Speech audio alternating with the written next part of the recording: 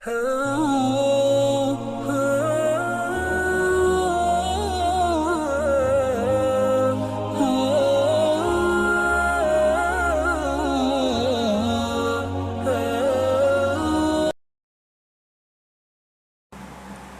اللہ الرحمن الرحیم حامد و مصلی اما بعد قال اللہ تبارک و تعالی فی کلامہ المجید کلوا واشربوا ولا تسرفوا صدق اللہ العظیم۔ اللہ کا فرمان عالی شان ہے کہ لوگو تم کھاؤ اور تم پیو اور اسراف نہ کرو، چیز کو ضائع نہ کرو۔ یاد رکھیں انسان کا کھانا پینا اللہ تعالیٰ کی بہت بڑی نعمتوں میں سے ہے۔ اب جب انسان کو بھوک لگتی ہے، اگر کھانا نہ ملے، اللہ نہ کرے، تو اس کی کیا کیفیت ہو سکتی ہے؟ اگر پیاس لگے اور پانی نہ ملے، اس کی کیا کیفیت ہو سکتی ہے؟ تو کھانا اور پینا اللہ تعالیٰ کی بہت بڑی نعمتیں ہیں۔ اس لیے یاد رکھیں کہ یہ جو نعمتیں ہیں تو ان کو ہمیں کس طریقے سے استعمال کرنا چاہیے۔ تو ہمیں دیکھنا چاہیے کہ ہمارے نبی پاک علیہ الصلوۃ والسلام نے کس طرح کھانا تناول فرمایا، کس طریقے سے رسول پاک علیہ السلام نے پانی نوش فرمایا، اس طریقے کے ساتھ ہمیں کھانا کھانا چاہیے اور پانی بھی پینا چاہیے اور مال کا ضیاع نہیں کرنا چاہیے۔ بدقسمتی کے ساتھ آج ہمارے پاکستان میں جتنا مال ضائع ہو رہا ہے، بالخصوص شادی حالوں میں اگر آپ جا کے دیکھیں کہ وہاں پہ مال کا کتنا ضیاع ہو رہا ہے۔ وہاں پہ اگر 100 بندے کھانا کھاتے ہیں تو تقریباً آدھا کھانا وہاں پہ ضائع ہو جاتا ہے،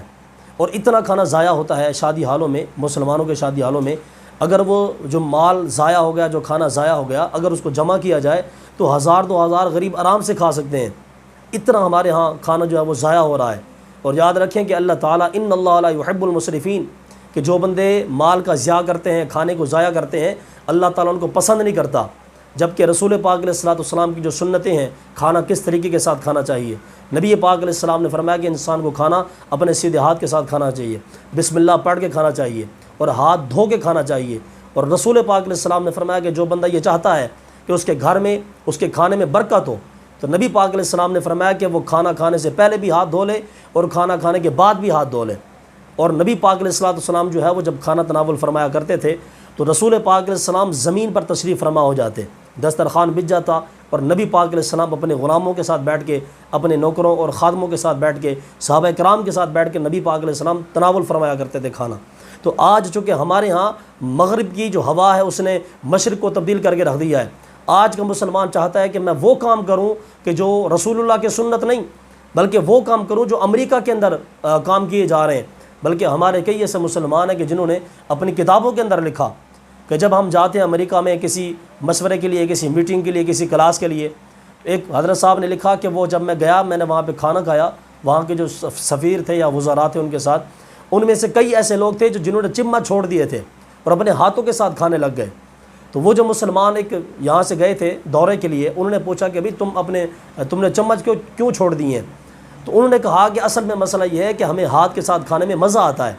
تو مسلمان نے کہا کہ پھر میری آنکھیں کھلی کہ یار یہ انگریز ہو کے رسول اللہ کی سنت میں عمل کر رہے ہیں، اگرچہ وہ حضور کی سنت نہیں سمجھ کے کر رہے، لیکن ان کو معلوم ہے کہ ہاتھ کے ساتھ کھانے کے کتنے فوائد ہیں۔ اور ہمارے ہاں چونکہ چمچوں کا استعمال ہونے لگ گیا، رسول اللہ کی سنت کو چھوڑ دیا گیا۔ اور نبی پاک علیہ السلام نے فرمایا کہ جب تم کھانا کھاؤ اپنے جوتوں کو اتار دیا کرو۔ آج ہمارے شادی حالوں میں یہ ہو رہا ہے کہ نوجوان کھڑے ہو کے الٹے ہاتھ کے ساتھ بوتل پی رہے ہیں، سیدھے ہاتھ کے ساتھ بوٹی کھا رہے ہیں اور اتنا مال ضائع کر رہے ہیں کہ اللہ کی امان۔ یاد رکھو مسلمانوں، وہ کسی نے شکوہ بھی بڑا کیا تھا کہ اے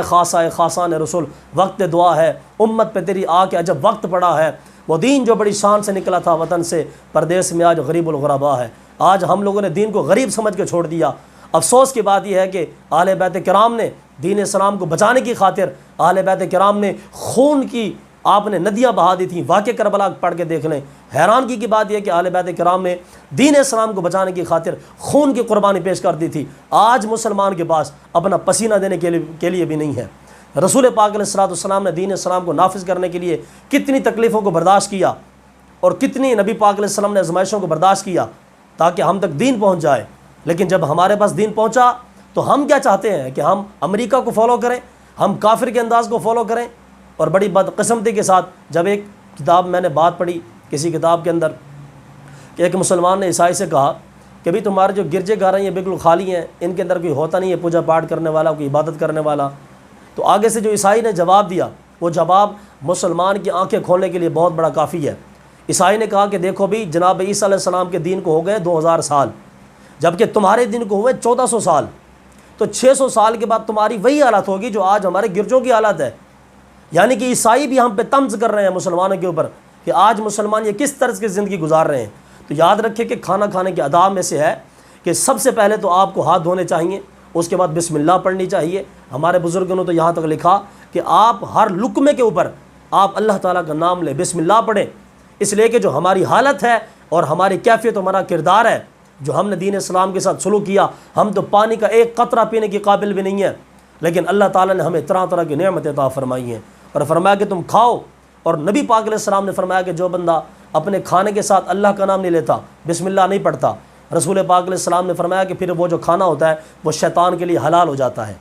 شیطان کے لیے جب کھانا حلال ہوتا ہے پھر مسلمان کے اندر وہ نیکی کا جذبہ پیدا نہیں ہوتا،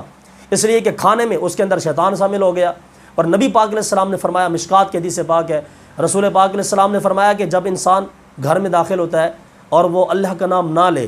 اور جب وہ کھانا کھانے لگے اور تب بھی اللہ کا نام نہ لے، تو نبی پاک علیہ السلام نے فرمایا کہ شیطان اپنے حواریوں سے کہتا ہے کہ بھی آج تمہارا کھانا بھی ہو گیا اور تمہیں رہنے کی جگہ بھی مل گئی۔ اس کا کیا مطلب ہے؟ مطلب یہ ہے کہ جب انسان گھر میں داخل ہو اللہ کے نام کے ساتھ داخل ہو، اگر گھر میں کوئی نہیں ہے تو پھر نبی پاک علیہ السلام پر درود پڑھے، السلام علیکم ایھا النبی، اور جب کھانا کھانے لگے تو پہلے ہاتھ دھوئے، پھر بسم اللہ پڑھے، جب کھانا سامنے آئے تو کھانے کو انتظار نہ کروائے۔ حتیٰ کہ ہمارے علماء نے لکھا کہ اگر سامنے کھانا آ گیا اور ادھر سے نماز کھڑی ہو چکی ہے تو ہمارے بزرگوں نے لکھا کہ یہ کھانے کا احترام ہے، ادب ہے کہ پہلے کھانا کھا لو اس کے بعد جا کے نماز پڑھو، اس لیے کہ پھر نماز تم تسلی کے ساتھ پڑھ سکتے ہو۔ اگر آپ نے کھانے کو چھوڑ دیا اور آپ گئے نماز پڑھنے کے لیے تو پوری نماز میں یہ وسوسہ رہے گا، خیال رہے گا کہ میں نے ابھی کھانا کھانا ہے، کھانا کھانا ہے، کھانا کھانا ہے۔ تو ہمارے بزرگ فرماتے ہیں کہ چونکہ یہ کھانے کی آداب میں سے ہے، روٹی کی آداب میں سے ہے، اور رسول پاک علیہ السلام کا فرمان عالی شان، نبی پاک علیہ السلام نے فرمایا کہ جب تم کھانا کھانے لگو تو ایسا کیا کرو کہ تم کھانا کھانے سے پہلے بھی ہاتھ دھوو اور آخر میں بھی ہاتھ دھوو۔ اور حضور علیہ السلام نے فرمایا اس کا فائدہ یہ ہوگا کہ اللہ تعالیٰ تمہارے گھر میں بھی برکت فرمائے گا اور اللہ تعالیٰ تمہارے کھانے کے اندر بھی برکت فرمائے گا۔ آج کیا وجہ ہے کہ آج دو انسانوں کا کھانا ایک انسان کو پورا نہیں ہوتا، جبکہ حدیث پاک ہے، رسول پاک علیہ السلام نے فرمایا کہ ایک مسلمان کا کھانا دو مسلمانوں کے لیے کافی ہے، اور رسول پاک علیہ السلام نے فرمایا کہ دو کا کھانا چار کو کافی ہے، اور فرمایا کہ چار لوگوں کا کھانا نبی علیہ السلام نے فرمایا کہ 8 لوگوں تک کافی ہے۔ لیکن آج ہمارے یہاں کیا ہوتا ہے کہ جناب ہم کھانا بناتے ہیں 300 بندوں کا، یہ شادیوں کے اوپر، لیکن وہ 200 کو بھی کم پڑ جاتا ہے، لوگ پھر بعد میں حیران ہوتے ہیں۔ اس کی اصل وجہ یہ ہے کہ ہم لوگوں نے رسول اللہ کے سنت کو چھوڑ دیا ہے، نبی پاک علیہ السلام کے طریق کو چھوڑ دیا۔ اس لیے میرے مسلمانوں سے گزارش ہے کہ ہر وہ مسلمان بطور اس کے کہ وہ مسلمان ہے، اس کو چاہیے کہ وہ نبی پاک علیہ السلام کی سیرت کے مطابق زندگی گزارے، اس لیے کہ پھر جب وہ کھانا دین کے مطابق کھائے گا، سنن کے مطابق کھائے گا اور حضور علیہ السلام کی دعاؤں کے مطابق کھائے گا، تو پھر وہ جو کھانا ہے اس کے اندر نور بن کے جائے گا، اور جب کھانا انسان کے اندر نور بن کے جائے گا پھر وہ کھانا جو ہے انسان کو عبادت کی طرف راغب کرے گا کہ نماز پڑھنی چاہیے، روزہ رکھنا چاہیے، زکوٰۃ دینی چاہیے وغیرہ، یہ سارے معاملات۔ میں حیران ہوں اس بات کے اوپر کہ آج ہمارے یہ جو نوجوان ہیں آج کل کے، جم بھی جاتے ہیں، اچھی خوراک بھی ہے، ورزش بھی کرتے ہیں، واک بھی کرتے ہیں، لیکن پھر بھی نماز کے ٹائم ان کو سستی پڑ جاتی ہے، نماز پڑھنے کا دل نہیں کرتا۔ تو اصل میں بات یہ ہے کہ اصل میں اللہ تعالیٰ نے جو ہمارے لیے غذا پیدا فرمائی ہے اس غذا کو ہم کس طریقے سے کھا رہے ہیں؟ آیا کہ ہم شیطان کو ساتھ ملا کے کھا رہے ہیں کہ اس رزق کو ہم شیطان سے ہٹا کے کھا رہے ہیں؟ تو میرے دوستو یاد رکھیں کہ کھانا جب بھی کھائیں یہ کھانے کے آداب میں سے ہے۔ اور بعض اوقات ایسا ہوتا ہے کہ لوگ ایسا کرتے ہیں کہ روٹیاں نیچے رکھ کے اوپر سالن کے برتن رکھ دیتے ہیں، جبکہ ہمارے فقہاء نے فرمایا کہ اس میں روٹی کی بے ادبی ہے، روٹی کو نیچے نہ رکھے بلکہ روٹی کو اوپر رکھے، اس لیے کہ اس کے اندر روٹی کا احترام ہے، روٹی کا ادب ہے۔ تو ہمارا اسلام تو یہ ہے کہ اس نے روٹی کی توہین بھی نہیں کی، لیکن آج اب دیکھیں شادی حالوں میں جا کے، ہوٹلوں میں جا کے، اللہ معافی دے کہ آج ہمارے ہاں جو فارم ہاؤس بنے ہیں پاکستان کے اندر، وہاں پہ جو عمرا لوگ ہیں کھانے کا اتنا ضیاع کرتے ہیں جس کا کوئی حساب ہی نہیں ہے، اور ان سے جب ہم زکوٰۃ کے لیے جاتے ہیں، زکوٰۃ ان سے اگر مانگی جائے تو ان کے چہرے پر بل پڑ جاتے ہیں، غریبوں کو دینے کے لیے وہ راضی نہیں ہے۔ جبکہ دیکھیں کہ کیسی خوبصورت بات ہے کہ نبی پاک علیہ السلام کی جب شادی ہوئی سیدہ خدیجہ کے ساتھ، نبی پاک علیہ السلام گھر میں پریشان آئے تو سیدہ خدیجہ نے پوچھا کہ اے میرے سرتاج آپ کیوں پریشان ہیں؟ رسول کریم علیہ السلام نے فرمایا کہ خدیجہ آج میں نے غریبوں کو دیکھا لیکن میں ان کو کھانا نہیں کھلا سکا، اس لیے کہ میرے پاس پیسے نہیں تھے۔ جبکہ سیدہ خدیجہ بہت مالدار تھی، رئیسہ تھی مکہ مکرمہ کی، بہت بڑی تاجر تھی، لیکن نبی پاک علیہ السلام نے شادی کے بعد بھی اپنی بیوی کا مال استعمال نہیں کیا۔ یہ رسول پاک علیہ السلام کی غیرت تھی۔ نبی پاک علیہ السلام نے فرمایا کہ خدیجہ آج میری کیفیت یہ تھی کہ آج میں نے ایسے لوگوں کو دیکھا کہ جن کے پیٹ پیٹھوں کے ساتھ لگے ہوئے ہیں، لیکن میں ان کو کھانا نہیں کھلا سکا اس لیے کہ میرے پاس مال نہیں تھا۔ تو سیدہ خدیجہ نے پھر اپنا سارا مال نبی پاک علیہ السلام کی بارگاہ میں پیش کر دیا۔ پھر رسول پاک علیہ السلام نے غلاموں کو آزاد کیا، پھر مظلوموں کی داد رسی کی، یہ سارے معاملات۔ تو یاد رکھیں کہ اللہ تعالیٰ جس کو بھی مال دے اس کو چاہیے کہ وہ غریبوں پر استعمال کرے، غریبوں پر خرچ کرے، اور مال کو ضائع کرنے کے بجائے اگر وہی لقمہ اور وہی بوٹی کسی غریب کے پیٹ کے اندر چلی جائے گی تو آپ اندازہ کریں کہ وہ انسان آپ کو کتنی دعائیں دے گا۔ اللہ تعالیٰ کی بارگاہ میں دعا ہے کہ اللہ تعالیٰ ہمیں کھانا رسول اللہ کے سنت کے مطابق کھانے کی توفیق عطا فرمائے۔ وآخر دعوانا الحمد للہ رب العالمین۔